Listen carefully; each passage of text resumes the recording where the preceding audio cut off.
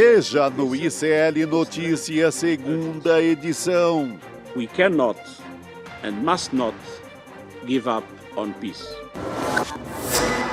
Mísseis, explosões e mais um dia de guerra no Oriente Médio.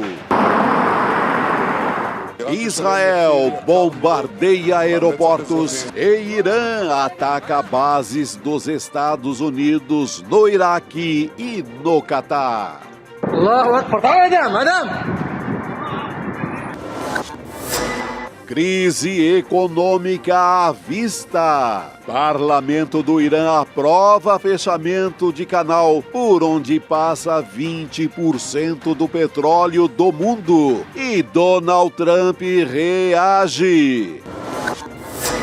Guerra de versões. O general Braga Neto trouxe uma quantia em dinheiro. Cid e Braga Neto ficarão frente a frente amanhã em acariação no STF. Essa afirmação dele é verdadeira, general? O ICL Notícias, segunda edição, está no ar.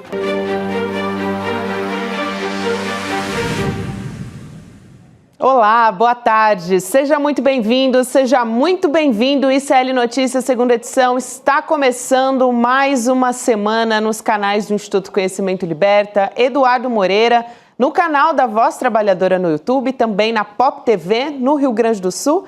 E boa tarde para você que chega pelas ondas do rádio, pela web rádio de Quixadá, no Ceará, a web rádio São João. Chico Sá já está aqui a postos e hoje Jamil Chad com a gente, viu, Chico, para noticiar o fim do mundo. O mundo pegando fogo. O Nordeste tem festa hoje, de hoje para amanhã, é a maior festa da região, uma das maiores festas brasileiras. Onde queríamos estar. Mas vamos tentar entender essa bagunça toda com o Jamil. Vamos lá, Jamil, boa tarde para você. Hoje a gente vai, claro, não teria como ser diferente, né, começar pelo noticiário internacional. Gabi, Chico, bom estar aqui com vocês. De fato, é mais um dia muito complicado, também com várias narrativas sendo apresentadas. Se você me permite, Gabi, eu vou tentar fazer uma recapitulação. Eu tenho uma recapitulação aqui também, Jamil. Aí eu posso passar na sequência para você, pode ser? A gente tem... Bom, também, na verdade, se a gente puder ir um pouco mais profundamente, a gente está chegando a 11 dias de conflito, né? E hoje a gente teve Israel voltando a bombardear o Irã. Dessa vez foram 6 aeroportos. A gente tem a imagem que a gente vai colocar aqui na tela, mas foram 6 aeroportos, também centros de comando da Guarda Revolucionária, que estão apontados aí na sua tela enquanto eu estou aqui te contando. O Irã também, na sequência, depois dos ataques dos estadunidenses, né, eles iniciaram uma ofensiva de mísseis contra bases dos Estados Unidos no Iraque e no Catar. Você está vendo as imagens também. E a gente tem uma apuração da Reuters, só para contextualizar um pouco, de que o Irã lançou 6 mísseis na direção da base ali, né? Os mísseis foram direcionados a uma base estadunidense, a Al-Udeid, que é no Catar. Tem esse vídeo justamente que está aí na sua tela, que é um que está circulando muito nas redes sociais, mostrando o momento em que o sistema antiaéreo foi ativado. E aí essa é uma resposta direta àqueles bombardeios do Donald Trump nas bases nucleares, que são as bases aqui, me desculpem pela pronúncia, mas são muitas pronúncias aqui que a gente está aprendendo, né? Que tem as bases de Fordow, Natanz e Isfahan também na noite desse sábado. Então, recentemente, porque entrou definitivamente, né, de cabeça na guerra. Foi quando a gente começou a, de fato, noticiar o fim do mundo, como a gente está falando aqui. E aí, nas redes sociais, o Donald Trump, ele falou... Bom, a gente vai trazer muitas falas do Trump aqui, né? Mas vou trazer a primeira, que foi do anúncio do ataque. Ele dizendo, concluímos nosso ataque bem sucedido às 3 instalações nucleares no Irã. Uma carga completa de bombas foi lançada na instalação principal, Fordow. Agora é a hora da paz. A gente também vai trazer, Jamil, enquanto você estiver explicando, né? A gente separou aqui uma arte mostrando os bombardeios do Trump, para que as pessoas possam ter uma ideia, né, da localização. os ataques de Israel e também a resposta do Irã. Tudo mostrando os ataques mais recentes, né? Mas acho que para dar uma contextualizada em que patamar que a gente está agora. E o Trump, né, ironicamente, a gente traz uma fala do Trump falando: agora é a hora da paz.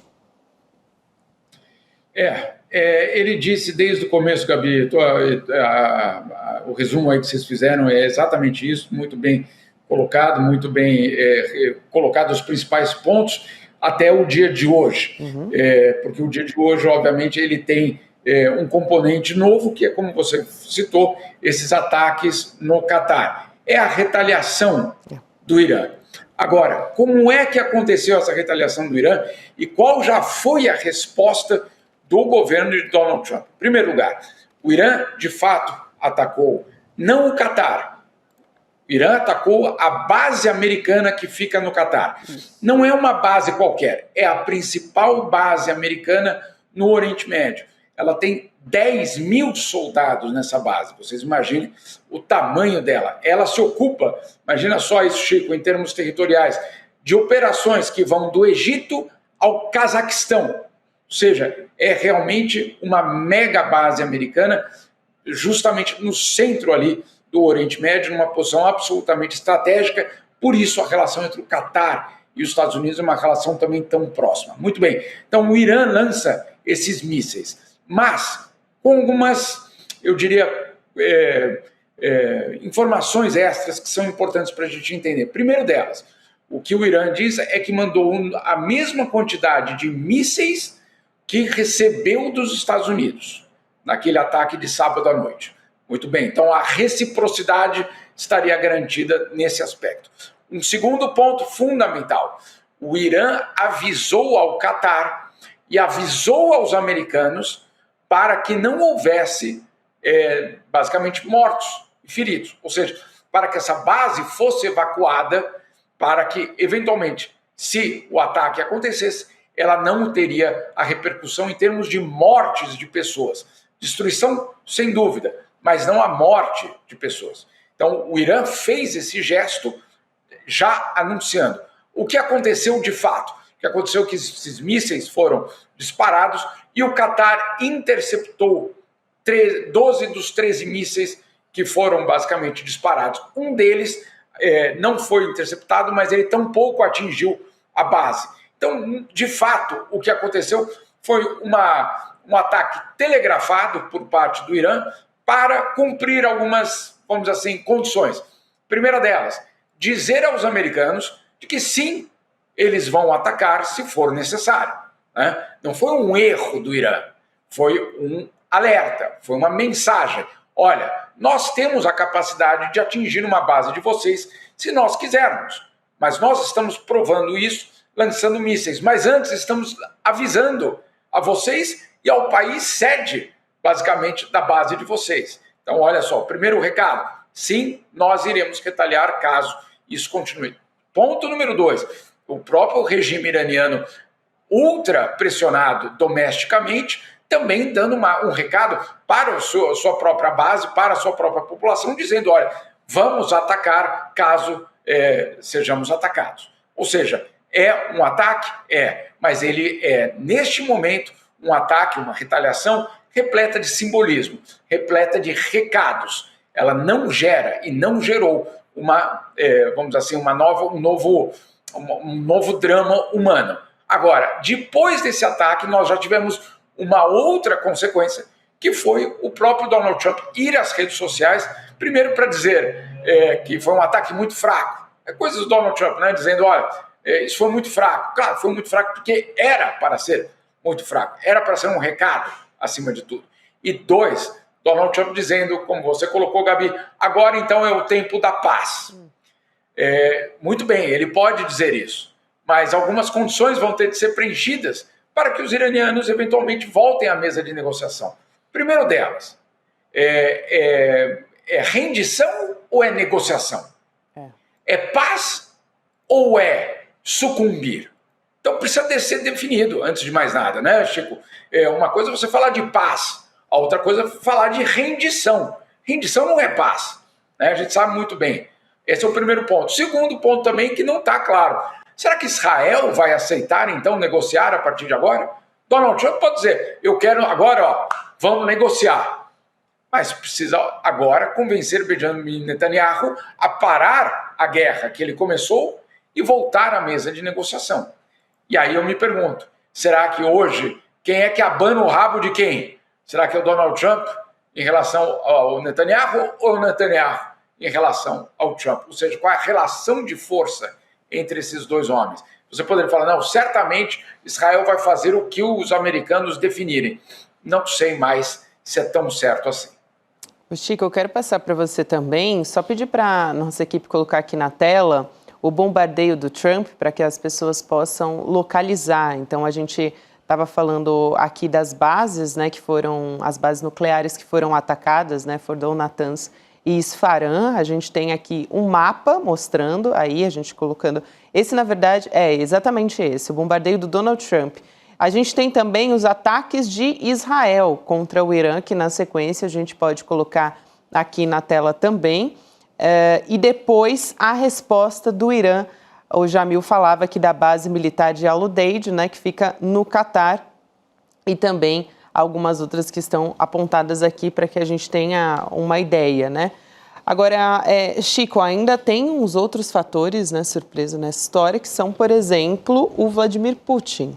Sim. A gente já teve um dos principais aliados, a gente tem do Putin, ex-presidente da Rússia, né, o Dmitry Medvedev, também tem uma pronúncia aqui mais complicada, mas ele fez uma declaração forte em que ele está dizendo que vários países, assim, sendo meio vago, né, vários países estão prontos para fornecer diretamente ao Irã suas próprias ogivas nucleares. E aí o Trump reagiu quase que automaticamente, ele foi para as redes sociais falar do Dmitry, dizendo: eu ouvi o ex-presidente da Rússia proferindo casualmente a palavra N, nuclear, e dizendo que ele e outros países forneceriam ogivas nucleares ao Irã. Ele realmente disse isso ou é apenas fruto da minha imaginação?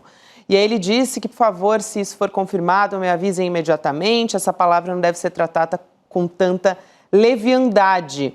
E aí ele diz também, na sequência, acho que por isso que o Putin é o chefe, porque justamente é mais próximo ao Trump. Só que o Putin, ele também não se coloca do lado do Trump nessa história, né? Então é um fator interessante ali, apesar de não estar ali diretamente fornecendo, né, vamos dizer assim, material de bombardeio, material nuclear. Nessa história não está entrando diretamente no conflito, na guerra, mas também não está por enquanto, né? Por enquanto, mantém só nas palavras.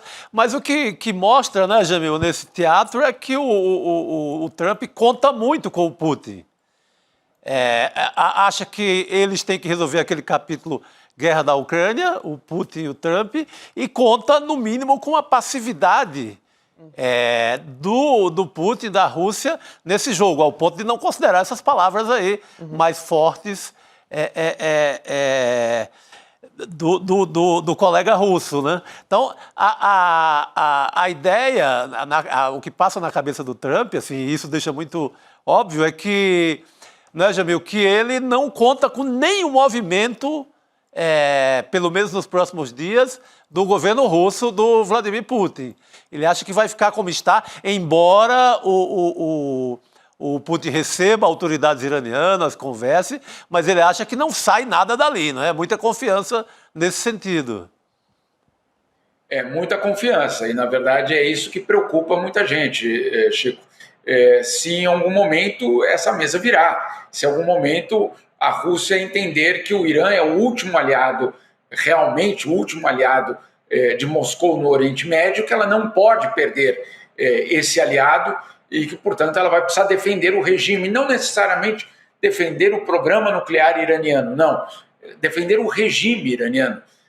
Aí, claro, obviamente, se esse regime está numa crise existencial, aí, eventualmente, nós vamos ver, talvez, uma transformação dessa relação. Mas, neste momento, a Rússia vive uma encruzilhada. Ela tem a sua própria guerra, ela não pode, obviamente, destinar armas, destinar recursos para uma outra guerra que não é dela, né? Isso seria, obviamente, algo muito prejudicial. Lembrando sempre, né, Chico, a Rússia não está lutando contra a Ucrânia.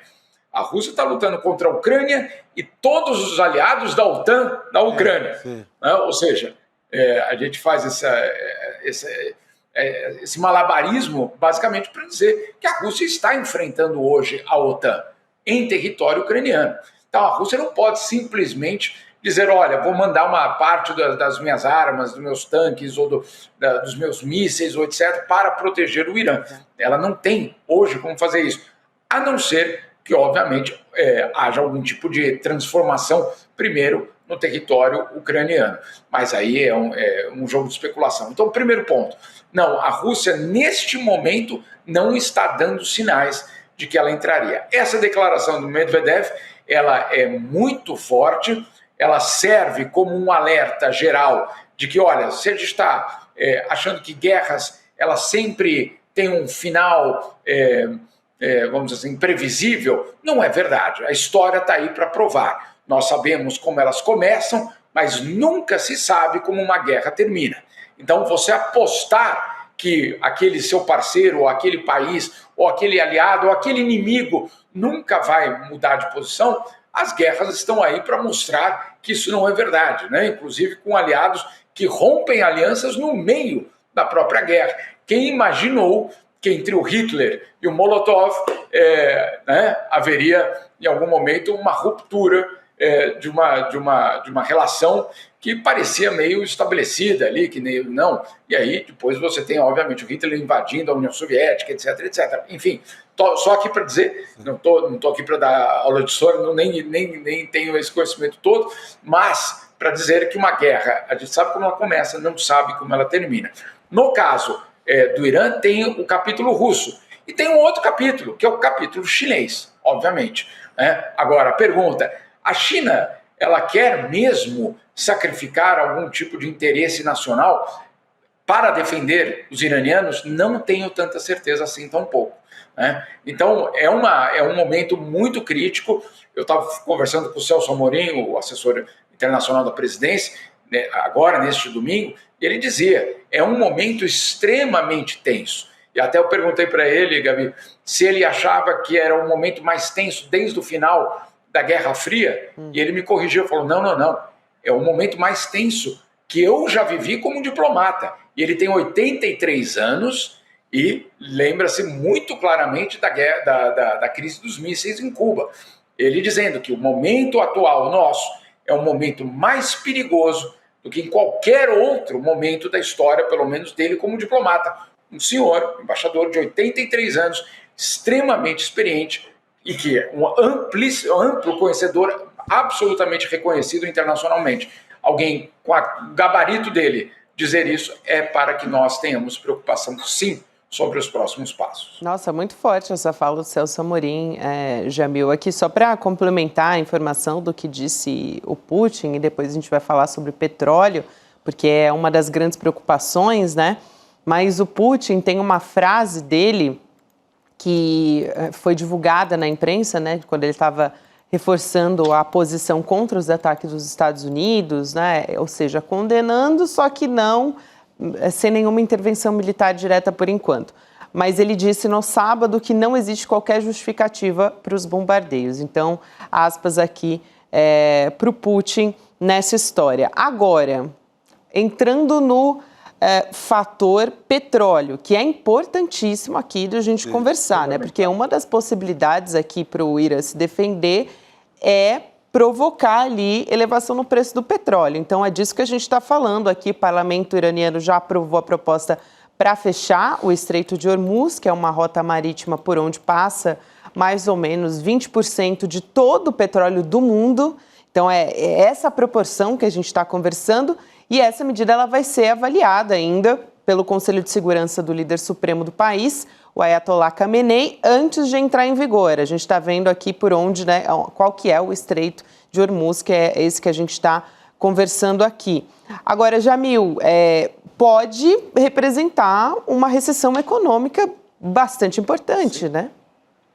Sem dúvida. E olha só, vamos tentar colocar essa questão econômica no meio, porque ela é fundamental. Ela é fundamental até mesmo para o trabalhador brasileiro, para a classe média brasileira, para nós todos que vivemos basicamente na economia global. Esse estreito, ele é absolutamente fundamental para o abastecimento de energia no mundo. No mundo. Então, ele não é apenas mais um território, mais um canal em algum local do mundo. Não, ele é basicamente a principal avenida do abastecimento de petróleo no mundo. Então, se ele é fechado, se eventualmente o Irã resolve, por uma questão estratégica, para ameaçar o Ocidente, para fazer qualquer tipo de declaração político-militar, fechar o estreito, o que vai acontecer, em primeiro lugar, é um aumento nos preços do petróleo, aumento do preço da gasolina, um aumento no preço da energia. Isso, por exemplo, aqui nos Estados Unidos, Gabi, vai significar o quê? Inflação. O Brasil também, sem dúvida nenhuma. Mas por que eu estou falando aqui dos Estados Unidos? Porque isso vai significar inflação. Inflação aqui nos Estados Unidos vai significar, por exemplo, uma elevação da taxa de juros ou até a manutenção da taxa de juros num patamar atual que é mais elevado do que gostaria o Donald Trump. Muito bem. Uma elevação da taxa de juros nos Estados Unidos significa, e aí o Chico tem experiência de vários anos cobrindo toda a história econômica do Brasil, sabe que cada vez que o Fed aumenta a taxa de juros, quem perde somos nós no Brasil, na verdade, os países emergentes, porque o capital flui, volta para os Estados Unidos tentar ganhar aquele ponto extra na taxa de juros nos Estados Unidos. Há uma saída, então, de capitais dos países emergentes em direção aos centros, basicamente, do capitalismo, quando isso acontece. Quando isso acontece, quem é que se dá mal? Nós, no Brasil, porque aí o real é impactado, as bolsas são impactadas, o financiamento até mesmo do Estado é impactado, ou seja, vamos lá, só aqui fazendo uma tentativa de resumo. Fechar o Estreito de Hormuz significaria um impacto econômico real para o bolso de um brasileiro que talvez diga, eu não tenho nada a ver com essa guerra. Pode ter sim, infelizmente. Tanto que o governo do Brasil já começa a discutir isso. Qual vai ser o impacto? Eleva etanol, o que vai impactar no primeiro momento. E da maneira mais cínica do mundo, o Trump fala, pelo amor de Deus, vamos deixar como está, ninguém aumenta o preço do petróleo. Pô, o cara bombardeia e não quer reflexo algum, né? Que doideira. Ele quer o custo. A gente chegou perfeito. Ele quer o custo zero a partir de um ataque em que ele viola a soberania de um outro país, que obviamente ele causa obviamente um constrangimento internacional. Eu tenho visto gente dizendo assim, não, mas calma aí, o programa nuclear iraniano é um perigo. Bom, tá bem, é um perigo. Podemos até concordar com isso. Tem gente que diz que não, inclusive, mas tudo bem. Vamos aqui imaginar, então, que o programa iraniano é um perigo para a humanidade, é um perigo para Israel, é um perigo e o Irã não pode ter armas nucleares. Muito bem.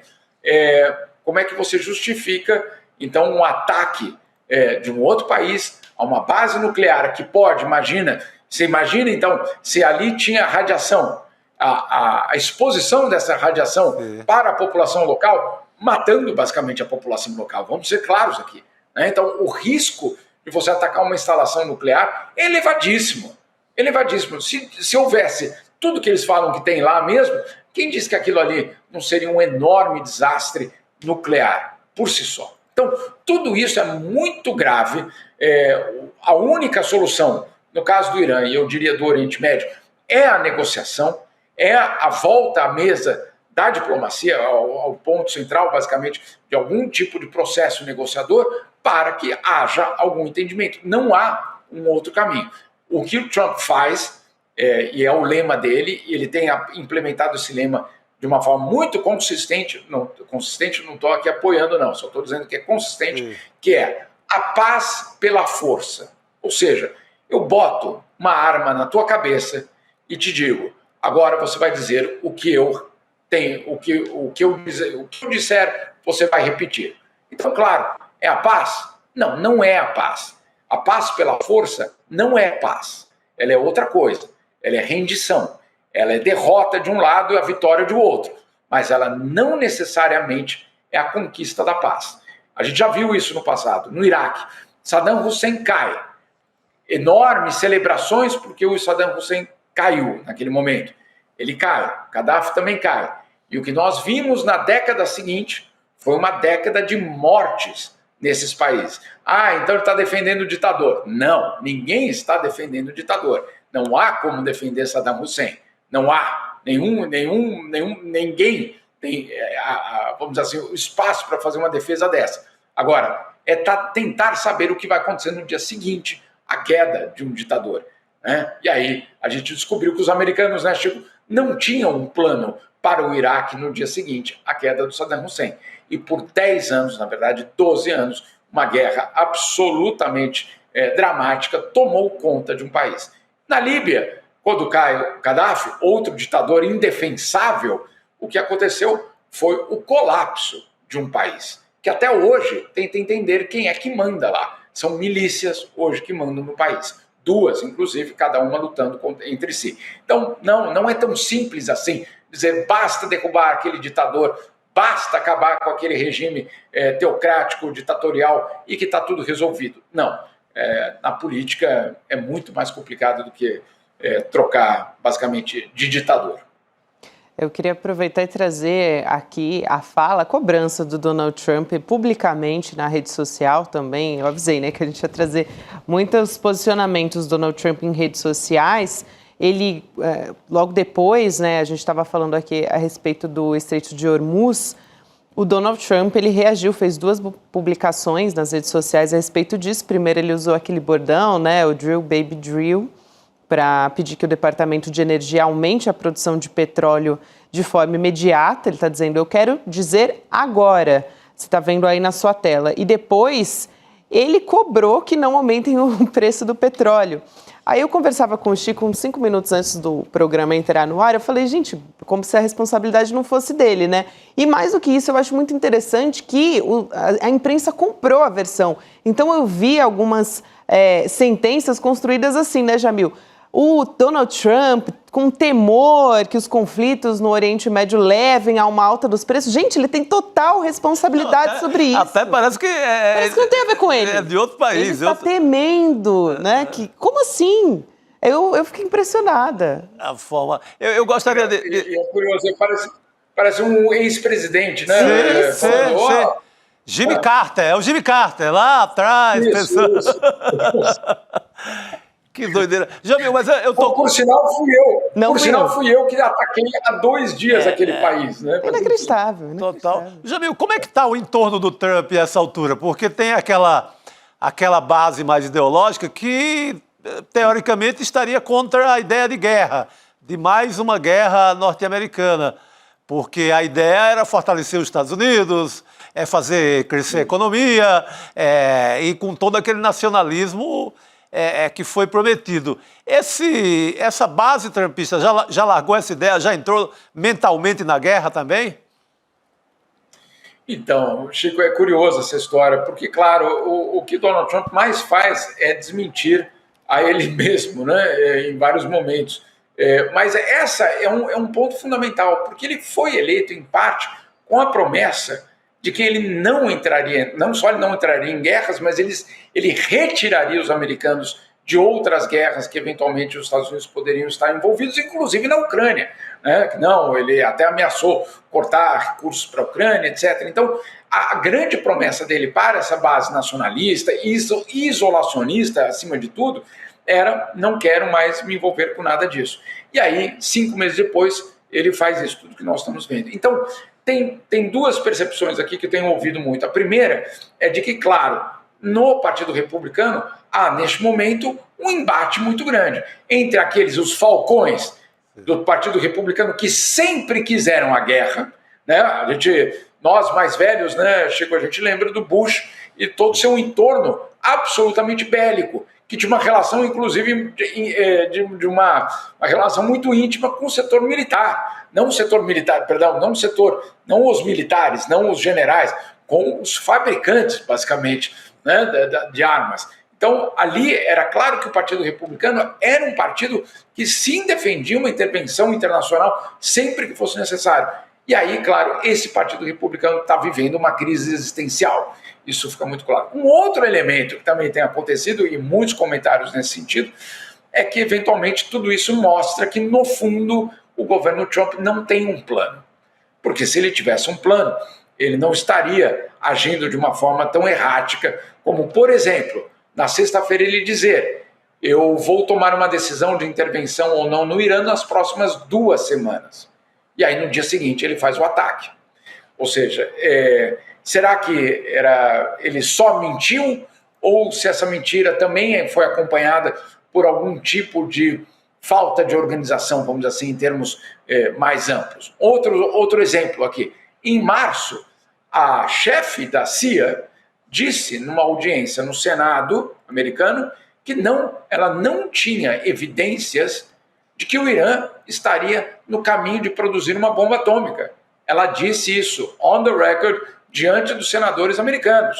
Ou seja, não é que ela disse numa entrevista ou ela disse em algum local privado, não, ela disse isso numa audiência pública diante dos senadores americanos. E Donald Trump vai às redes sociais e vai à imprensa para dizer na semana passada que a inteligência da CIA que a comunidade de inteligência dizia que sim, o Irã estava prestes a construir uma bomba. Ou seja, quem estava certo aqui? É o Donald Trump que está mentindo ou é a chefe da CIA que está mentindo? Como é que fica essa história? Ou seja, é uma cacofonia muito impressionante entre eles mesmos. E essa talvez seja, pelo menos por enquanto, a grande novidade do governo Trump. Ou seja, não é tão coeso assim, não é tão organizado assim, não tem talvez um plano tão óbvio como todos imaginavam que teria para a política externa.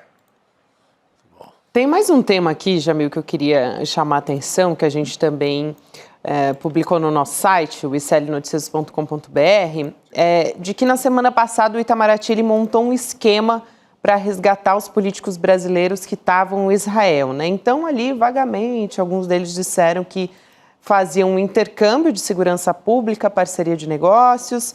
O Chico Alves publicou no nosso portal do ICL Notícias uma reportagem mostrando a doutrinação que esses políticos estavam submetendo ali em território israelense. Então tem um vídeo, até um vídeo que foi obtido pelo site O Potiguar, revelando que um porta-voz do Exército de Israel, identificado como Rafael, estava fazendo críticas à imprensa brasileira. Então, olha só, ele alega que muitos veículos divulgam informações falsas sobre os ataques de Israel em Gaza, só que ele reconhece ali no momento que Israel mata civis, o que ele diz, né, fazendo cálculos de proporcionalidade. Foi esse termo que ele usou aqui. Então vamos assistir esse vídeo, porque parece que, né, falando é até difícil de acreditar, assim. Então vamos assistir, vamos lá. Exatamente. Agora imaginem que a vantagem militar é o chefe do Hamas, Mohamed Sinwar, que não está mais vivo, está no inferno. Mas Mohamed Sinwar, que ele está num túnel embaixo do hospital e, de acordo com as nossas expectativas, tem mais ou menos 10 pessoas civis que podem morrer com esse ataque, que seria o dano colateral. A vantagem militar não pode ser maior, certo? É o chefe do Hamas. A vantagem militar está bem pesada. O dano colateral existe, são 10 civis, mas com certeza não é exageradamente maior do que essa enorme vantagem militar. Entenderam a diferença? O dano colateral, né, Jamil? Então, quem fala em dano colateral realmente tem perdeu uma parte da, não sei, da humanidade, da capacidade talvez, de ser humano. Uhum. Né? Porque esse dano colateral não é um prédio, não é um carro, não é um avião que é destruído. É uma família, é alguém, né? É a mãe de alguém, é o filho de alguém. É muito impressionante ouvir isso. E eu lembro do Sérgio Vieira de Mello, brasileiro, que foi um dos nomes principais da ONU por anos, que ele falava que era impossível falar em danos colaterais numa guerra, quando esse dano colateral são seres humanos. Né? Então, não. E aí eu não estou dizendo, não, então mais uma prova de que apoio o Hamas. Não. Ninguém aqui tem nenhuma pretensão de fazer nenhum tipo de apologia ao terrorismo. Agora, os fins não justificam os meios, né? Não há isso. As regras da guerra, elas são claríssimas. Você é obrigado a não só ser proporcional, mas também evitar as mortes de civis. Então, não adianta você dizer, não, mas olha, compensava. Para quem? Compensava para quem? Essa história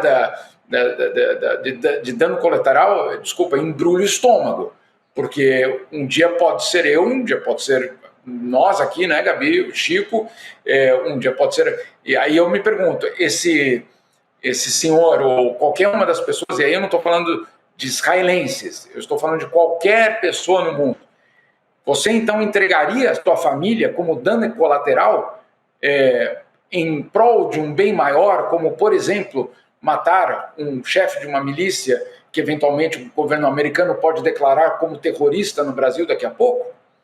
E aí? Né? Puxa, olha, foi um dano colateral, mas a sua família foi morta, mas nós matamos os chefes ali do PCC naquela região. É assim mesmo? Não, não pode ser. Né? Ou seja, não estou aqui, insisto, não é uma apologia ao Hamas, não é uma defesa do terrorismo, é só colocar nesse contexto, porque esse vídeo é impressionante. Quando eu vi, eu fiquei arrepiado, Gabi, porque ele realmente coloca de uma forma muito clara, sim, compensa matar civis quando o alvo é muito grande. E aí eu insisto, quais civis? Né? Se for o teu pai, a tua mãe, teu irmão, você também está disposto? Eu acho que não, né? Acho que ninguém está disposto.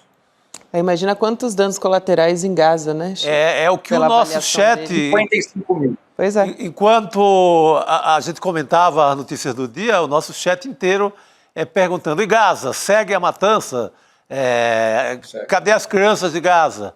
É isso que o Jamil falou, mais de 55 mil danos colaterais. É assim, né? Se a gente for seguir na verdade, o que ele disse. Para ser muito claro aqui, Gabi, até para me corrigir aqui, 55 mil mortes em Gaza. Né? Obviamente que você deve incluir nesses 55 mil a milícia do Hamas, sem dúvida nenhuma. Sim. Ela está dentro desses 55 mil. Agora, a milícia do Hamas não tem 55 mil soldados. O Hamas não tem 55 mil soldados, para ser muito claro. E desse total, o número de mulheres e de crianças é gigantesco. Elas não fazem parte.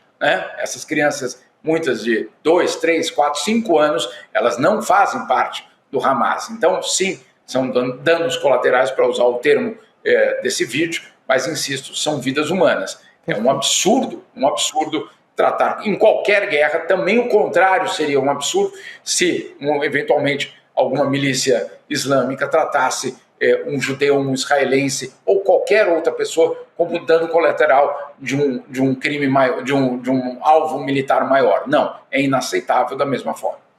Muito bom. É isso, Jamil. Obrigada por hoje. Sempre bom ter você aqui com a gente, querido. E as suas análises sempre impecáveis. Obrigada, até a próxima. Prazer, um bom dia para vocês e, insisto, esse vídeo é muito revelador. Muito. Revelador, e dá para usar vários outros adjetivos aqui, né, Chico? Repugnante, desumano, enfim, por aí vai. E mostra como o governo de Israel tem investido nesse tipo de ação, de levar convidados do mundo inteiro. Aí a gente pegou um capítulo de prefeitos brasileiros, mas fazem isso com jornalistas do Brasil. Tem sempre um convite na caixa postal de jornalistas brasileiros sendo convidados para Israel para passar por essa mesma aula, essa aulinha aí dos danos colaterais. Muito bem, aqui para a gente mudar um pouco de assunto, para ficar um pouco mais leve depois do Série Notícias segunda edição, porque o noticiário de fato não está leve, gente, muito pelo contrário, né, Chico? A gente está noticiando o fim do mundo aqui, mas a gente vai ter uma conversa inteligente com uma grande estrela, um ícone da música brasileira, no Chico Pinheiro Entrevista de hoje, que é a Zélia Duncan, cantora, compositora. Grande artista. Né? Grande artista. E uma artista sempre preocupada com a questão política do Brasil, isso, para onde o Brasil estava indo, sempre preocupada com esse avanço da extrema-direita. Vou estar ligadaço. Eu também, porque para ela, ali, a conversa com a Zélia Duncan, ela une muito bem ativismo, arte. Ela é uma gênia, né, gente? Vamos assistir um trechinho da entrevista do Chico Pinheiro com ela? Vamos lá. Eu acho que a gente se expõe na medida em que a gente consegue e pode, sabe, Chico? E eu respeito as pessoas que não conseguem falar o que não querem, mas a partir de 2018, eu acho que começou a ficar chato, pelo menos você não dá um sinal para quem está lutando de que você está do lado deles. Se você não quer e não pode, eu entendo, ninguém é obrigado. Agora, faz um sinal, aparece numa luta, faz assim, ó, tô aqui. Sabe, você não está sozinho, eu tô junto. Exato, Chico. Senão fica chato. Para você, eu entendi que fica ruim para você se posicionar num momento em que tem tanta gente sofrendo. Aquele momento da pandemia, as pessoas morrendo. Não dá para você não falar nada. Não dá para simplesmente não falar nada. Então, o que eu quero te dizer eu não aponto o dedo para quem não fala. Mas hoje em dia, eu lamento.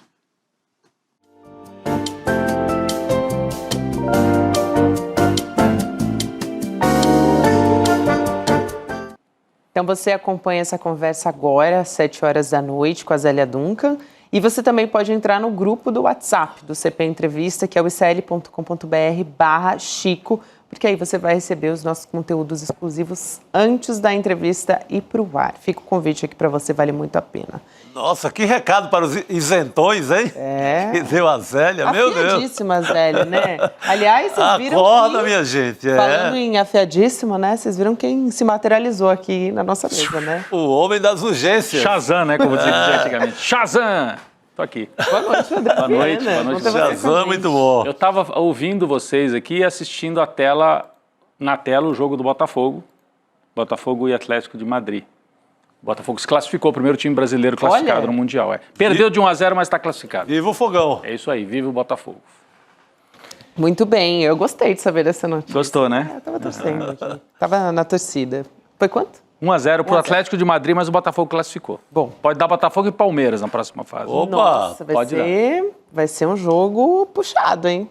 Agora as pessoas devem estar ouvindo aqui, esse cara tá vindo da onde? Nós estamos aqui falando de turismo da guerra, né? Turismo da morte, não sei o que, o cara vem dar resultado de futebol, mas a gente vai voltar para lá, né? Vamos voltar a falar disso. Não tem como ser diferente, a gente estava conversando agora com o Jamil Chad. Né? Eu vi, esse vídeo é nauseante, né? Desses prefeitos, vereadores e tomando aquela aulinha ali enfim, turismo de guerra, turismo de morte, né? Foram fazer turismo de guerra e em alguns casos disfarçado de turismo religioso, porque eles vão para lá com um discurso meio religioso. Aí é aproveitada, mas já passaram por lá, temos que lembrar. Tarcísio de Freitas, governador de São Paulo, sim. Ronaldo Caiado, governador de Goiás, a caravana é a mesma, a mesma natureza. Só que agora foi o terceiro escalão. Agora foi lá embaixo. E quase que ficam lá presos no meio do tiroteio. Né? Então, eu quero trazer uma fala aqui, a gente estava conversando que tem muitos posicionamentos do Donald Trump em rede social. Ele está realmente muito ativo nas redes, né? Para anunciar cada passo da guerra que os Estados Unidos estão dando. Então, a gente estava trazendo aqui uma resposta do Donald Trump ironizando os ataques do Irã, agradecendo o país por avisar antes e tal. E a gente tem esse trecho dessa fala, eu vou ler para poder chamar o nosso convidado. Então, o Donald Trump diz o seguinte: o Irã respondeu oficialmente à nossa destruição de suas instalações nucleares com uma resposta muito fraca, o que esperávamos e que combatemos com muita eficácia. Tenho o prazer de informar que nenhum americano foi ferido e quase nenhum dano foi causado. Quero agradecer, olha ele sendo irônico, quero agradecer ao Irã por nos avisar com antecedência, o que tornou possível que nenhuma vida fosse perdida e ninguém ficasse ferido. Talvez o Irã possa agora prosseguir para a paz e a harmonia na região e eu encorajarei Israel com entusiasmo a fazer o mesmo. Vamos chamar o João Paulo Charlot, que é jornalista, especialista também internacional, para poder entender, né, ajudar a gente a entender esse cenário que está aí. A gente estava até agora falando sobre isso, a gente vai continuar com o João Paulo. Seja muito bem-vindo, Charlot. Bem-vindo. Obrigado pessoal. Boa noite, como vai? Tudo bem? Boa noite. Bem, querida. Charlot, eu queria primeiro chamar a atenção para esse posicionamento, né, do Donald Trump, falando a respeito disso. Agora há pouco a gente também falava sobre como ele estava ali exigindo que o petróleo, né, que o preço do petróleo não ficasse nas alturas, como se ele não tivesse uma interferência direta nessa história, né? Então, primeiro eu queria ouvir a sua avaliação sobre esse posicionamento e também é muito... Assim, o Donald Trump, ele tá o tempo inteiro nas redes sociais, né, ironizando, enfim. Parece que a gente não está falando de uma guerra, né? Parece que é mais vamos dizer assim, um capítulo do Donald Trump sendo Donald Trump. Parece que está comentando o jogo de futebol, quase. E agora esse comentário sobre o Irã é deboche, né? Deboche total. Mas importante ouvir o Charlot sobre isso. Por favor. A guerra é muito informacional também, né? Desde sempre a guerra é um fenômeno propagandístico também e as redes sociais vieram acentuar essa característica. Então não são só foguetes voando, são também posts, tweets, vídeos, bonés usados em sala de emergência e gestão de crise, enfim, uma série de sinais e símbolos que o Donald Trump usa como uma comunicação de guerra, né? É todo um pacote de ações americanas que vão além da situação em terreno mesmo, além dos tiros, das bombas, né? Eu acho que esse post que vocês mostram é parte dessa propaganda toda, né? Agora, o que eu posso dizer sobre a mensagem dele em si é talvez um convite a uma reflexão sobre o que significa essa palavra paz, né? Porque ele vai lá, ataca o Irã responde de forma muito coreografada, né? Em seguida começam a falar de que talvez já seja bom para caminhar uma situação de paz. O que é a paz a qual o Donald Trump se refere aí? É um congelamento do status quo, né? O que é o status quo? É uma certa foto do momento, uma foto da correlação de poder no mundo tal como ela está agora, que é uma foto bonita para os Estados Unidos, na qual ele está por cima do Irã, foi lá, atacou, destruiu usinas atômicas, ou uma parte delas, ou componentes delas, seja lá o que for, e depois de executar essa ação e ter um revide muito menos intenso, proclama que é hora de paz. O que é essa paz? Vamos congelar a situação na correlação de forças que se estabeleceu agora, com americanos e israelenses atacando o Irã, com o Irã absorvendo esse ataque e respondendo de forma muito fraca. Vamos parar por aqui, né? Eu vi inclusive na internet uma piada muito boa dos japoneses antes da Segunda Guerra Mundial atacando a base americana de Pearl Harbor e dizendo vamos parar por aqui, já é hora de paz, tá bom, né? Vamos encerrar. Então, a perspectiva da paz, quando ela vem pela boca de um dos beligerantes, sempre há uma proposta de paz que está ligada ao congelamento das relações no estado em que essas relações se encontram, né? Então, toda vez que eu tenho uma situação favorável para mim, eu digo, vamos pacificar, já é hora de paz. Agora, quem está por baixo, se não tem condição política, econômica e militar de reagir, de contestar essa paz acaba prevalecendo, que nada mais é que uma reorganização das relações entre os países dentro dos moldes que estão sendo propostos. O que o outro ator vai fazer, no caso o Irã? Se não tem condição de responder na mesma hora, provavelmente vai tentar reunir forças, reunir aliados, ou executar operações de menor intensidade pelo mundo, tentando perturbar isso que o Trump chama de paz, né? Então, essa mensagem de já é o bastante, façamos a paz, nada mais é de uma mensagem dizendo assim, aceitem a ordem que está sendo proposta a vocês, porque nós é que temos a condição política, econômica, militar de impor essa situação, vamos chamá-la de paz, né? É nesse sentido que eu interpreto a mensagem dele. O Jamil, ele falou sobre isso, né? Ele falou, rendição é diferente de acordo de negociação de paz. Aqui é quase uma rendição já no campo de batalha, né? Agora, Charlot, duas coisas. Primeiro, você disse que o que o Trump propõe é isso, né? É paz, entre aspas, nesse status quo de agora, que é uma situação, uma fotografia ruim para o Irã. Humilhante, né? Seria humilhante, talvez, para o Irã.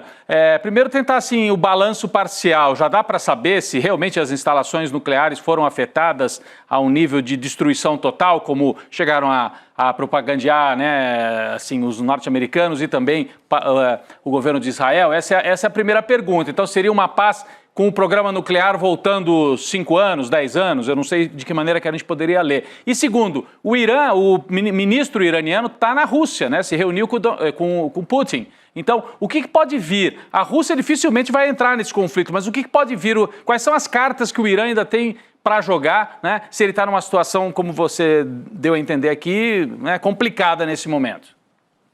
Eu acho que a maior perda para o Irã não é nem tanto a questão das usinas atômicas, que a gente nem sabe exatamente quais eram as condições, né? As informações são muito contraditórias. A gente tem informação da inteligência americana de 3 meses atrás dizendo que o Irã estava longe de produzir uma bomba, né? Então, portanto, a destruição desses lugares não seria a destruição da bomba e do arsenal atômico iraniano, porque ele não existiria, né? do ponto de vista de Israel e Estados Unidos, seria a destruição de uma capacidade que viria a ser implementada. Então, assim, as informações não são boas a respeito do que havia ali e do que aconteceu depois do ataque. Informações confusas, muito marcadas por propaganda.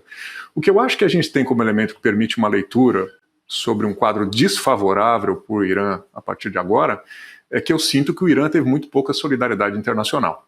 O Irã é bastante isolado na posição que tem, porque ele, como um ator atômico ou potencialmente atômico, tampouco interessa para o entorno. Os países do Golfo não têm interesse nisso. Então, muitas vezes as pessoas olham para o Oriente Médio como se fosse uma região dividida em dois. De um lado Israel, do outro lado os muçulmanos ou os árabes com os persas, não, porque o Irã não é um país árabe, é um país persa, mas um pouco homogeneizante. E não é assim, não. Esses países têm divisões importantes entre si, seja no campo político-religioso, na questão do xiismo e do sunismo, seja no campo econômico, seja no campo dos países que aceitaram fazer acordos com Israel no sentido de reconhecer a existência do Estado de Israel e outros que não fizeram esses acordos, como é o caso do Irã. Então, assim, tem várias outras camadas ali que realçam também as divergências e desencontros entre os países, vamos chamar de alguma forma, os países islâmicos, os outros países da região.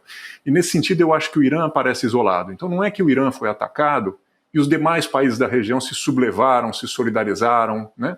Isso não aconteceu. Mesmo de parte da China e da Rússia, a gente vê que as declarações dos governos, no caso do Lavrov, que é o chanceler russo, e no caso das declarações, inclusive do Xi Jinping, o presidente da China, não são exatamente em defesa do Irã, mas são em defesa do direito internacional. Mesma coisa o posicionamento do Itamaraty aqui. Então, quem faz alguma ponderação não negativa para o Irã, não é uma declaração de apoio ao Irã. É uma declaração de apoio ao direito internacional. Então eu acho que é um apoio que tem que ser muito relativizado. De maneira que eu acho que o maior dano para o Irã agora foi a exposição do seu isolamento.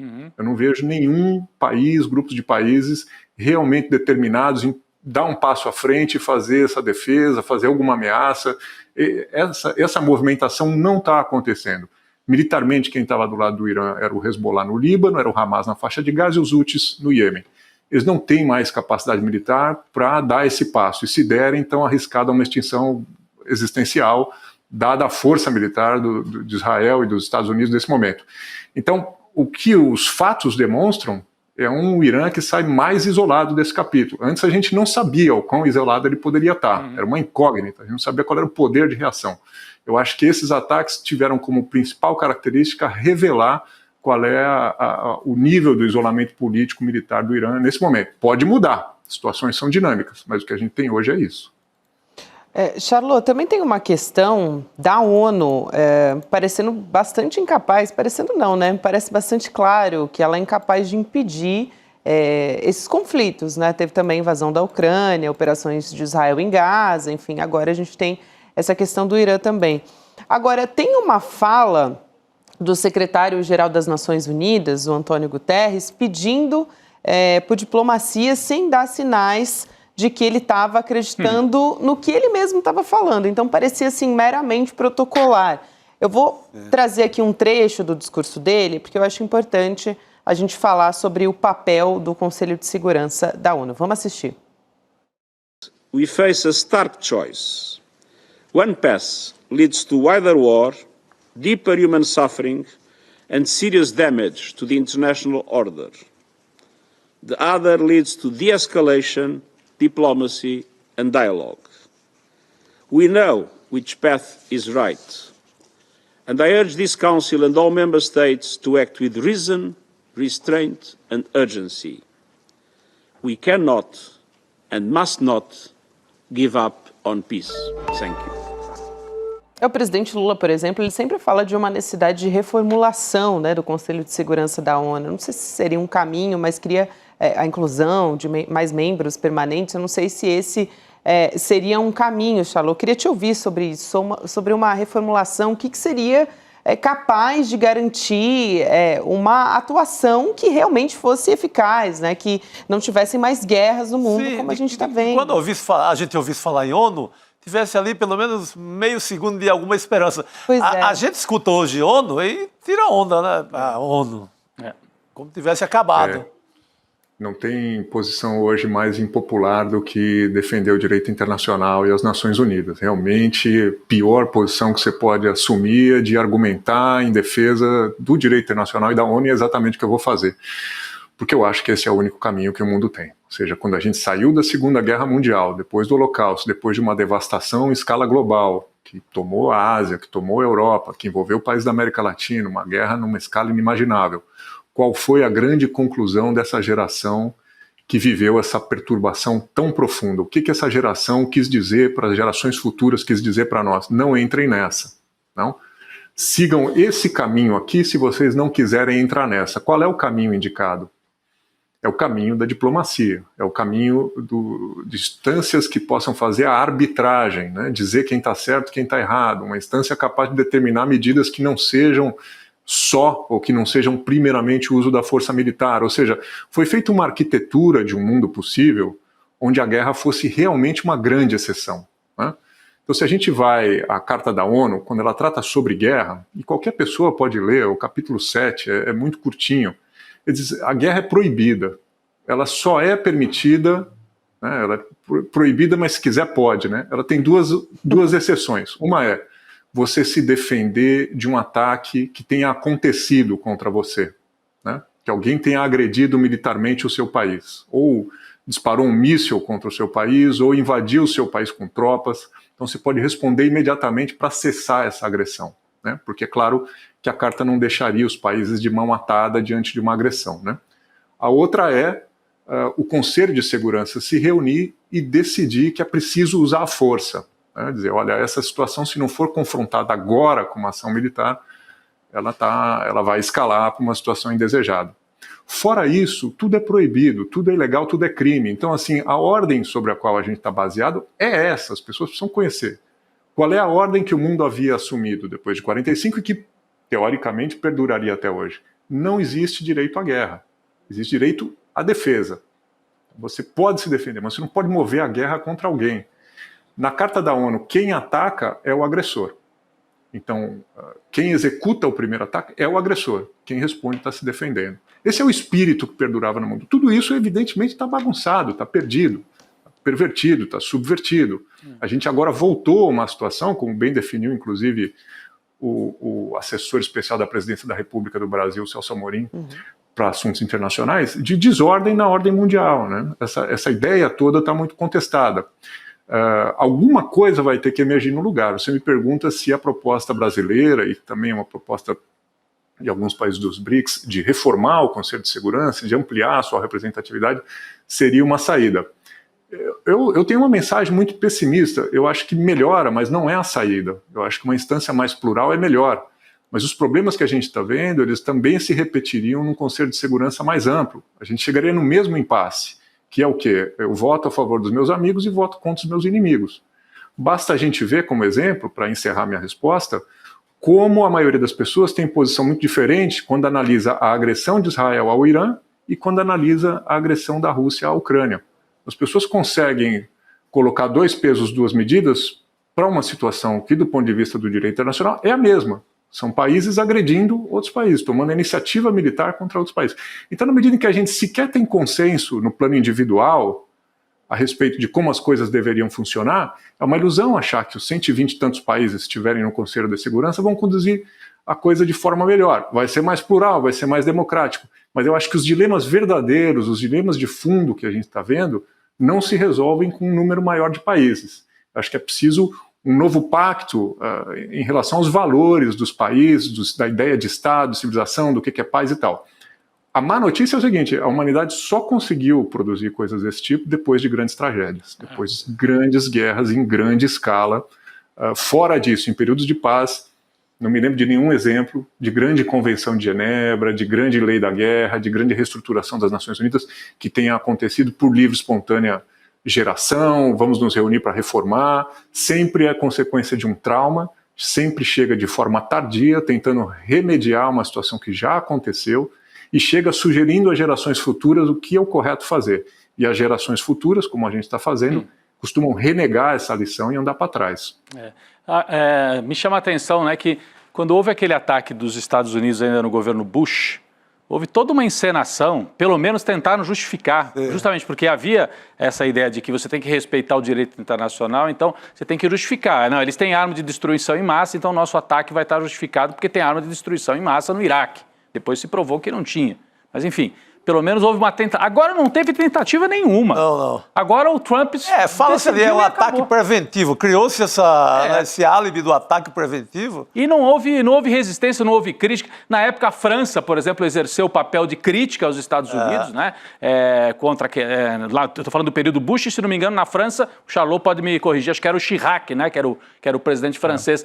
Desta vez, a Europa está de olho num outro conflito, que é a Ucrânia contra a Rússia, e os Estados Unidos agiram sem nenhuma tentativa nem de disfarçar, né, a operação, simplesmente o uso da força porque podemos, né? Então, nesse sentido, me parece que o mundo que saiu da Segunda Guerra e que criou esse sistema internacional, uma tentativa de dar alguma ordem, né, legal, inclusive, para os conflitos internacionais, se desfez, ou está se desfazendo aqui, na nossa frente. Nós estamos assistindo esse mundo se desfazendo de maneira quase explícita. Mas feita essa observação, Chico, eu queria também trazer um outro ponto para o Charlot, que é o seguinte: hoje mesmo o Celso Amorim, que ele acabou de citar, deu uma entrevista dizendo que há um risco no mundo, que é o entrelaçamento das duas guerras, que é a guerra Irã contra Israel e a guerra Rússia contra a Ucrânia. Ele falou, são duas guerras ainda, entre aspas, setorizadas, mas muito perigosas, que se elas se juntarem e virarem um conflito só, aí transborda de uma maneira completa. E ele disse que acha que não há um momento tão perigoso na história nos 63 anos em que ele atuou como diplomata. Então, nem na crise dos mísseis, quando a União Soviética estacionou mísseis na porta dos Estados Unidos, ali em Cuba, nos anos 1960. Então, se você concorda com isso, tem algum risco disso acontecer, de haver esse transbordamento e a gente avançar para um conflito ainda mais grave? É uma questão de ponto de vista. Você vê que o Amorim escolhe dizer que essa situação no Irã é que causa isso. Mas se você perguntar para os europeus, eles vão dizer que o que causa isso é a situação na Ucrânia. Bom, Porque todos os elementos presentes agora nesta situação no Irã estão presentes na Ucrânia. Quer dizer, você teve a Rússia fazendo a intrusão no território de um Estado soberano, moveu suas tropas lá para dentro, anexou uma parte no território de um Estado soberano que era a Ucrânia, um país que é europeu. Do ponto de vista dos países da Europa, essa ordem já está contestada com dureza a partir desse momento, né? Em que um membro do Conselho de Segurança, que é a Rússia, uma potência nuclear que é a Rússia, move tropas no território de um outro país. Isso, inclusive, o movimento da tropa no território de outro país é ainda mais aviltante do que você jogar bomba só sobre um outro país, que é o que fizeram com o Irã, né? Então, assim, essa dilapidação, ela acontece, eu acho que os conflitos todos estão conectados. Para mim, essa erosão no Conselho de Segurança, na verdade, teve início com a guerra na Líbia, com a destituição do Muammar Gaddafi. Ali eu acho que foi a última vez que o Conselho de Segurança conseguiu aprovar uma resolução autorizando o uso da força internacional, que é aquilo que eu descrevia antes, né? Então, a guerra é possível em caso de autodefesa e em caso de aprovação do Conselho de Segurança. Ali, o Gaddafi ameaçava dizimar uma parte da população dentro da Líbia. Ele fez essa ameaça publicamente, é um fato, ele fez essa declaração. O Conselho de Segurança se reuniu e, acho que a resolução é 1973, o número dela, inclusive.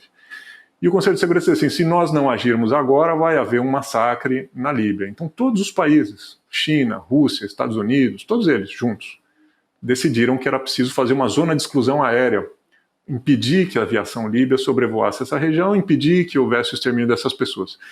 Fizeram isso de boa fé, eu acho. Embora tenha todo o imbróglio político, o argumento a respeito da população civil era legítimo.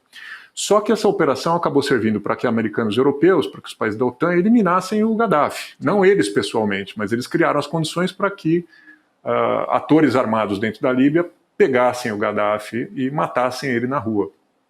Isso foi uma mudança de regime, foi uma destituição do presidente com o apoio do Conselho de Segurança, né? Houve uma subversão dessa resolução do Conselho de Segurança. Eu acho que a partir daí não se conseguiu produzir mais nada de consenso. A desconfiança se instalou. Depois a gente teve a questão da Síria, né, Rodrigo? Se você pensa a Síria, como se chamava pouco tempo atrás, a situação começou em 2010, 2011, e culminou talvez agora em 2024 com a saída do presidente Bashar al-Assad, se exilou em Moscou, chamavam de uma pequena guerra mundial. Por quê? Porque todos os atores relevantes estavam presentes na Síria militarmente. Eles só não guerreavam entre si. Então ficava a OTAN, né, os Estados Unidos e potências europeias, mais a Turquia, atacando as forças do governo e a Rússia defendendo as forças do Bashar al-Assad. Então, esses conflitos, percebe? A questão na Líbia, a questão na Síria, agora a questão na Ucrânia e a questão de Israel, é como um dominó, né? Esse é um sistema que vai caindo num movimento contínuo, não é que tem um fato determinante. Agora, a leitura que eu faço da declaração de Celso Amorim é um ator político. Eu sou um jornalista, eu cubro políticos de forma crítica.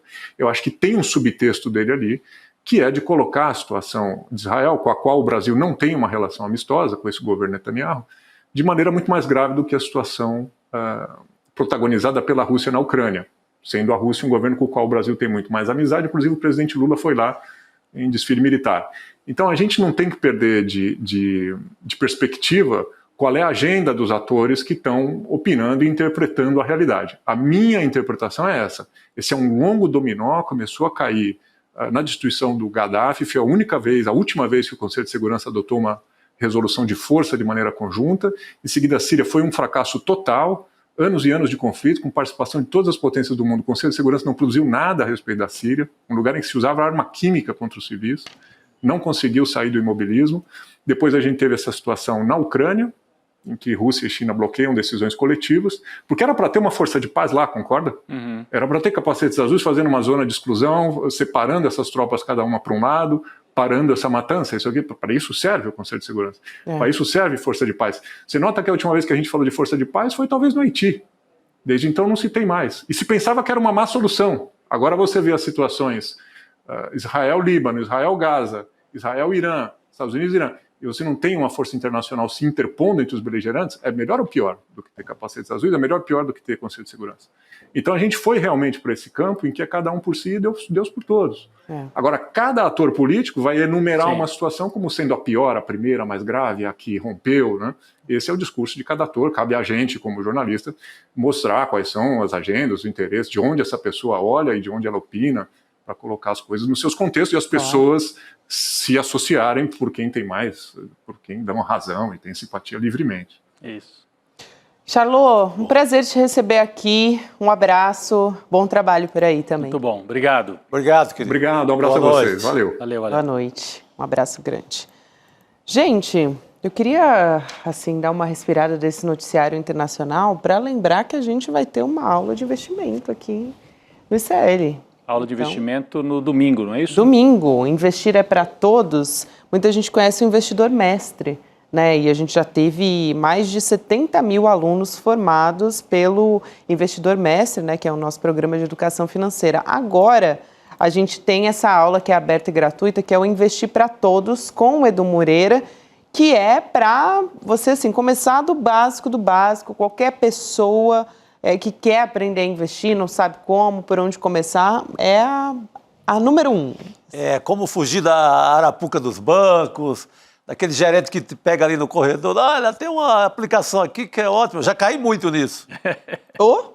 Então é para todo mundo, não é só para o cara que já investe, já sabe um pouco da história. Por exemplo, está caindo para algumas pessoas a restituição do imposto de renda. Agora o segundo lote está caindo a partir de hoje, não né? vejo a hora. Então, mas hoje acho que é mais para os aposentados, para professores e tal. Cai um dinheirinho, às vezes é pouco e tal, mas R$500, R$1.000, R$2.000, você vai investir? O que eu faço com isso? Muita gente vai dizer, eu vou pagar minhas dívidas primeiro, né? Mas para quem sobra um pouquinho mais, né? Para quem tem essa sorte, vale muito a pena acompanhar a aula do Edu, que vai dar as indicações aí, cln2.com.br, para você se inscrever, põe o seu e-mail e aí no domingo a turma do ICL te avisa, 8 da noite, 29 de junho. É o próximo já, esse domingo agora, né? Esse agora, é isso aí. Participe. 29 de junho, 8 horas da noite, ao vivo, online. É bom para todo mundo tirar dúvida. Olha, também. e nada contra os gerentes. Meu gerente é ótimo. Aliás, eu também tenho uma... Estou falando é do banco, é do dono do gerente. O dono do gerente. Aí é que é a complicação. Tem a voz do dono e o dono da voz. Né? Exatamente. Tem o gerente beijo do banco para os gerentes e o banco do Brasil. gerente. Os operários também, né, gente? Bom, vamos nessa, então. Faz sua inscrição aí em icln2.com.br. Dá para você deixar o seu e-mail aí para receber o aviso de que a nossa aula vai começar. Vai ser domingo agora, mas você vai recebendo as novidades também nesse processo. E, gente, o Edu, ele tem muita experiência nessa área, né? assim, 20 anos de mercado financeiro, então assim... Conhece, o homem conhece. E ele sabe, né, quais são os erros mais comuns, justamente para quem vai começar não cair nessas armadilhas. Bom, e a gente segue aqui também falando sobre o Brasil, porque, claro, a gente está numa situação gravíssima e que a gente está chamando aqui de notícias do fim do mundo, né? Mas a gente teve na semana passada a conclusão da investigação da Polícia Federal sobre a BIM paralela, a gente teve um indiciamento ali de 30 pessoas e a gente trouxe também informação a respeito do ICL, né, de como o ICL estava na mira da extrema-direita, numa trama que tentava ali destruir a reputação do ICL, ligar na verdade, a uma fraude, né, ali na verdade um desvio, né, de dinheiro público, que na verdade não existe, mas tentaram atribuir isso ao ICL, puxando pelo Leandro Demore, que tem um programa da EBC, todo mundo sabe disso, né, de conhecimento de todo mundo, e aqui no ICL também. Agora, também, isso ficou claro, né, essa tentativa ali do ICL na mira da extrema-direita, depois que o ministro Alexandre de Moraes suspendeu na quarta-feira justamente o sigilo desse inquérito, porque a gente teve mais de 1000 páginas. A mais de 1000 páginas. Aí a gente trouxe aqui os trechinhos, né, a estrutura clandestina que foi montada, né, com esses agentes para alimentar o gabinete do ódio, associando o ICL a essa farsa toda. A gente vai trazer o Cacai para ajudar a gente a entender essa história, né? Até porque o Cacai, ele já conversou diversas vezes com a gente aqui sobre como isso também é uma maneira, um uso político de uma estrutura para tentar criminalizar a imprensa, né? Os jornalistas que estavam ali justamente... A BIM paralela é um caso, aliás, que surgiu com o jornalismo, né? Na Vaza Jato já estavam tentando intimidar também o Demore, descredibilizar a Vaza Jato. Então, Cacai, boa noite para você. A gente queria te ouvir também sobre o inquérito da BIM paralela, querido. Boa noite, Gabi. Boa noite, Chico, Rodrigo. Alegria estar aqui com vocês. Olha, essa revelação desse relatório sobre a BIM paralela é preocupante e é, sob alguns aspectos, até frustrante, né? Porque é impressionante a incompetência dos que estavam fazendo essa investigação paralela. É algo assustador, assim, assustador. Se você for ver, quer dizer, em relação ao ICL, é muito claro, quer dizer, o ICL está crescendo muito, está pegando cada vez mais credibilidade. Eu vejo isso porque eu sou parado em aeroportos, nas ruas, em restaurante. Você imagina, eu que estou aqui com muita honra de vez em quando, vocês que estão no dia a dia fazem um trabalho fantástico. Então, o ICL é um alvo a ser atacado. Agora, o que mais me impressionou é a falta absoluta de qualquer tipo de racionalização da investigação paralela. Eles eram, quer dizer, não sei, realmente eu tenho dúvida se isso terminou, porque foi muito triste ver 2 ou 3 indiciamentos ali de pessoas, inclusive, ligadas ao governo Lula. Eu não sei exatamente se conseguiram desmantelar toda a estrutura. Mas é uma estrutura, Gabi, absolutamente primária. Eles chegaram a investigar, por exemplo, uma determinada pessoa que tinha o mesmo nome do Alexandre de Moraes. Quer dizer, eu tenho a impressão que uma pessoa de inteligência absolutamente mediana, em 5 minutos ia ver que aquele cidadão não era o Alexandre de Moraes. No entanto, foi feita uma investigação. Esse gabinete do ódio que fazia essas interceptações, essas ligações, esses segmentos, era de uma fraqueza intelectual, de uma falta de capacidade de fazer, eu diria assim, até mesmo crime eles não conseguiam fazer, pela sua desorganização. Agora, é grave, não pode ser levado como sendo uma aventura que não deu certo, tem que ser levado a ferro e fogo, tem que realmente saber identificar. Eu tenho muita preocupação. Sugiro alguns nomes, e você sabe melhor do que eu, alguns nomes que tem que ser esclarecido a participação dessas pessoas. São pessoas que têm credibilidade, que têm acesso à Polícia Federal, que têm acesso a informações sigilosas. Então, eu acho que a gente sabia que existia uma estrutura, a gente ouvia falar disso, eu recebi várias informações ao longo dos últimos tempos sobre essa estrutura que era feita para poder criminalizar pessoas, criminalizar instituições, atacar e poder desmerecer órgãos de imprensa independente. Quer dizer, ser imprensa independente no Brasil hoje, como o ICL é, e que além de ser independente, porque tem uma estrutura muito bem montada, tem uma equipe extremamente forte, uma equipe extremamente preparada, isso óbvio que chama atenção e a gente sabia que haveria algum tipo de tentativa de desmoralizar. Mas a organização deles, se por um lado era perigosa, porque contava com a capilaridade grande, contava com pessoas importantes, contava e ainda não está devidamente esclarecido. Por outro lado, era realmente algo assim primário, muitas vezes primário. Então, eu acho que uma investigação dessa, ela não pode ficar na chacota, não pode dizer, não, mas aqui foi uma chacota, aqui foi um absurdo, tem que desmoralizar porque eles não tinham uma estrutura que realmente fizessem bem feito a investigação paralela, o gabinete do ódio. Não pode ficar nisso. Tem que ser tecnicamente, a Polícia Federal tem agora que ter o cuidado, já fez o relatório, mas que ter o cuidado de dar suporte para possível investigação. Eu não acho que esse inquérito é um inquérito que vai chegar na Procuradoria e que vai ter denúncia logo. Eu estou dizendo, assim, para ser sincero, não tive tempo, está uma semana extremamente complicada, quero ter tempo agora para ler essas 1000 páginas do relatório. Agora, quando você terminou o relatório do golpe de 8 de janeiro, eu li naquela mesma noite, eu tinha certeza que a denúncia sairia, mais cedo ou mais tarde, se ia ser dividida em 5 ou não, mas ia sair. Esse relatório é um relatório que eu acho que ainda vai ter que ser aprofundado. Agora, é gravíssimo, é contra a liberdade de imprensa, é contra a liberdade das pessoas se posicionarem. Eu acho que talvez até pelo nome de pessoas que estão ali indiciadas, que tem que esclarecer por que estão indiciadas realmente, eu acho que isso é de uma gravidade ímpar. Não podemos tratar esse inquérito como sendo eu diria assim, quase uma brincadeira irresponsável por parte de pessoas levianas. Sem dúvida, até o diretor, é sempre bom a gente lembrar, né, que os agentes ali da ABIN, eles estão ameaçando greve, estão pressionando de fato pelo afastamento do diretor da ABIN, que foi indiciado. Então, o atual, você está falando, né? Exatamente. Porque tem a turma que veio do bolsonarismo. A cúpula atual da ABIN. Que é isso que o Cacai falou, né? Reforçando aqui. Porque foi nessa segunda-feira. Isso.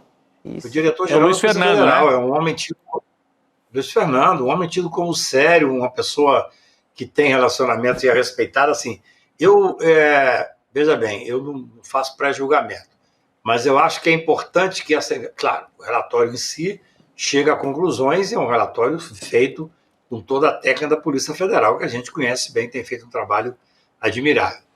Mas eu acho que agora tem que ter um suporte na análise desse relatório, porque é muito grave. Não é pouco grave o que está acontecendo.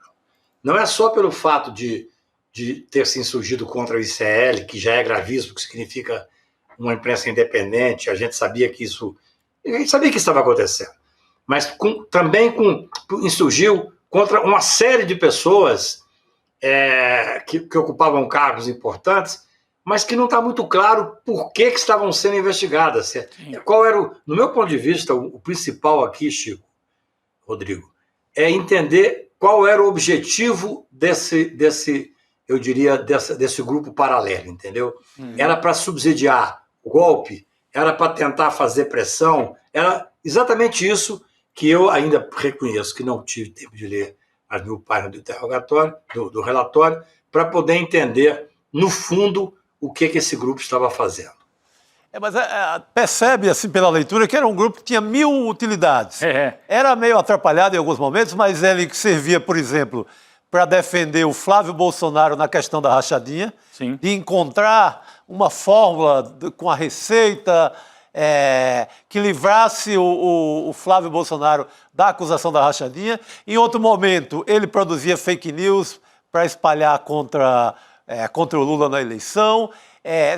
Tinha 1000 funções, né? 1000 utilidades. Aí, claro, se deparava em alguns momentos com figuras como humoristas. Pegava o Gregório do Vivier, Tinha até um pedido para investigar um candidato a presidente do Vasco da Gama no Rio de Janeiro. Ia para cartolagem do Carioca. Do futebol, Tinha os momentos completamente surreais. Surreal. Isso é que é o que mais me preocupa, porque assim, eu diria que essa capilaridade, você não consegue ver uma objetividade, né? Assim, o que é que nós temos que ver? Claro, muita coisa tem que ser vista.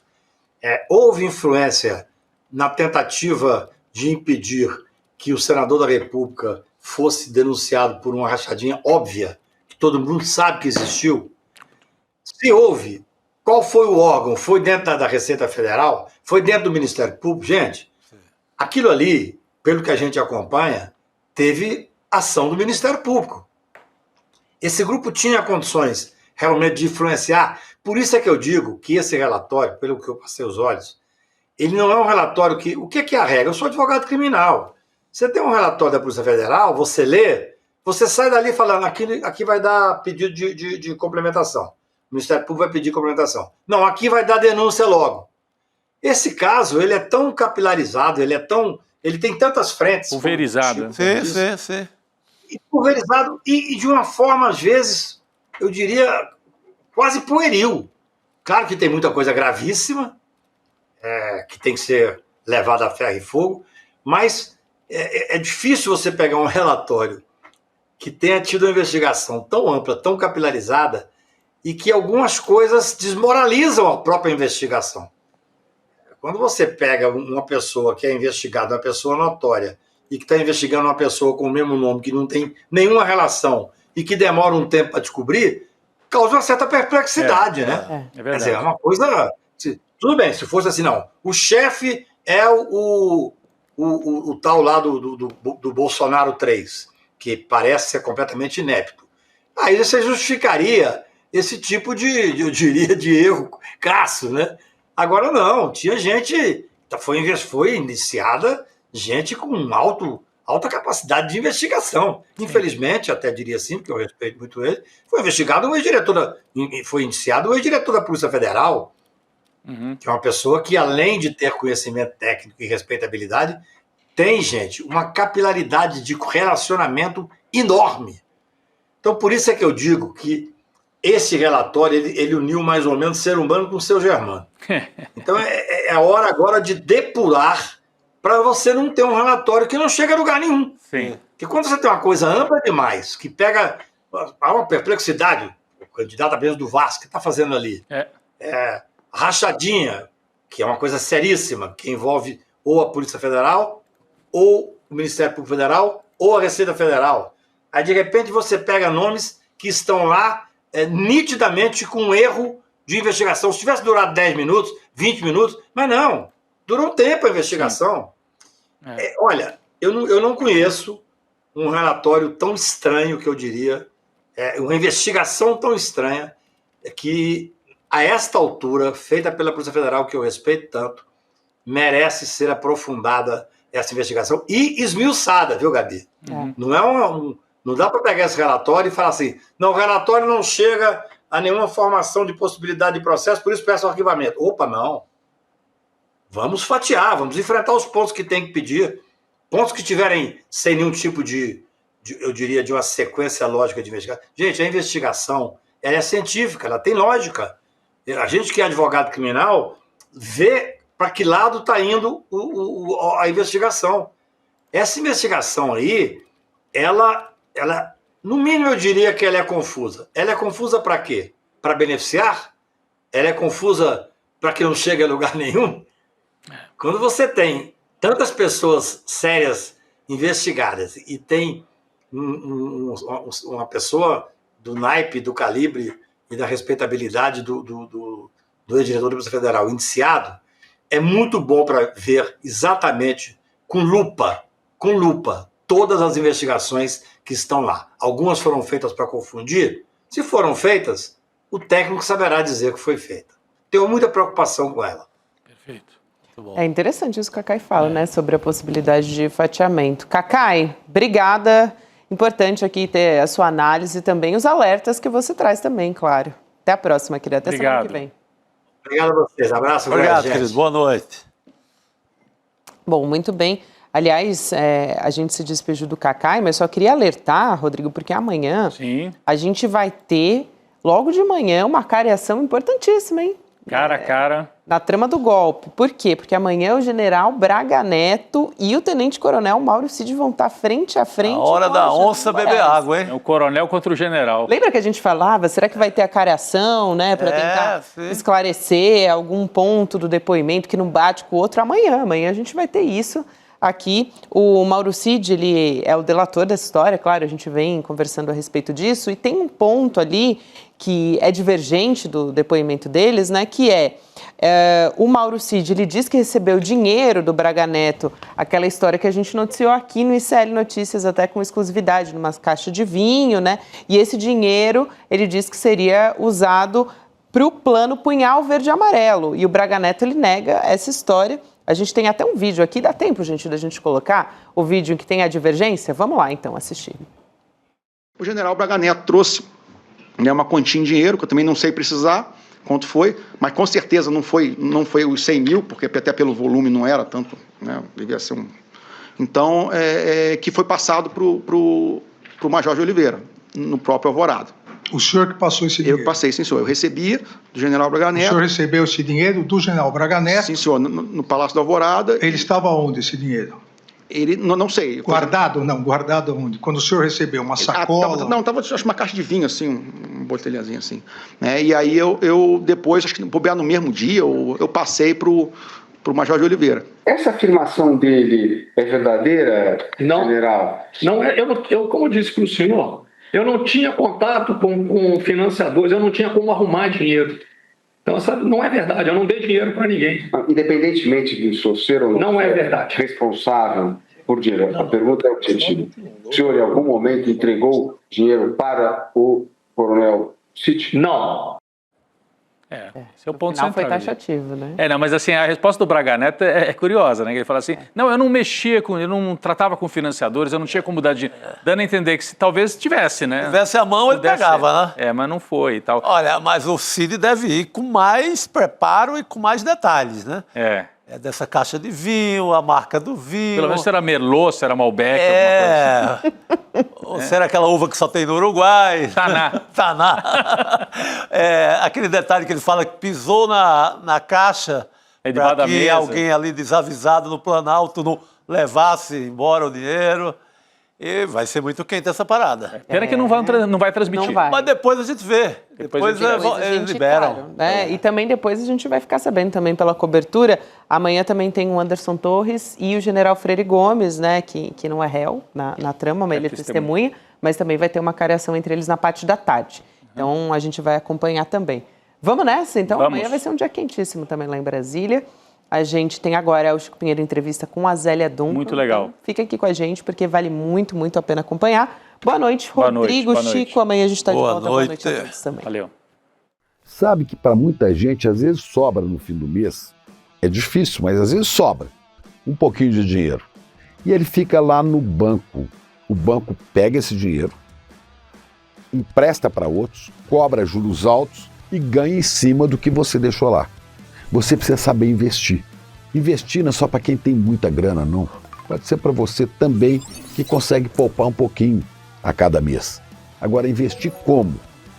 É essa a dica que a gente quer dar aqui no ICL. Eduardo Moreira, que veio do mercado financeiro, que conhece as armadilhas dos investimentos, vai dar uma aula online, gratuita, para ensinar para você. Investir é para todos. Vai ser no dia 29 de junho, às 8 da noite, é num domingo.